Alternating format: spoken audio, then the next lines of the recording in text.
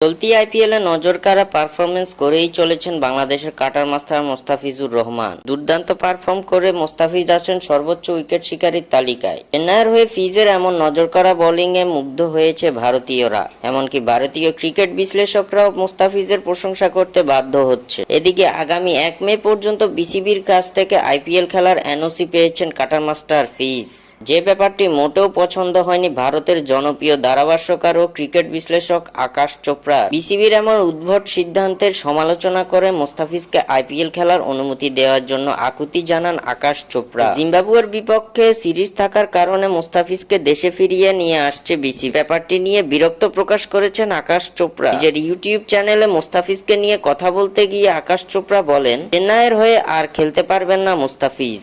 আর অল্প কিছু সময়ই আছে মোস্তাফিজের হাতে। বাংলাদেশওয়ালারা কেন এমন করে? খেলতে দাও না আমার ভাইকে, ভাবো একটু। চেন্নাইয়ের অল্প হলেও ক্ষতি হবে।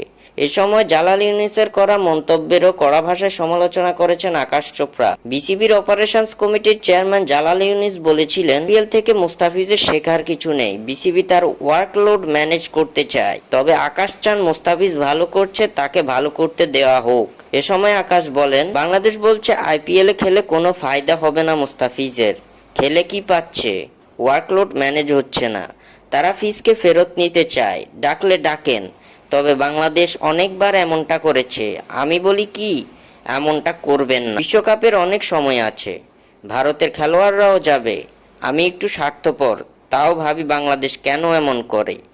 যে ভালো করছে তাকে ভালো করতে দেওয়া হোক। পরের বছর অনেক বড় অকশন হবে, মুস্তাফিজ অনেক টাকা পাবে এবং আমরাও চাই সে অনেক টাকা কামাক।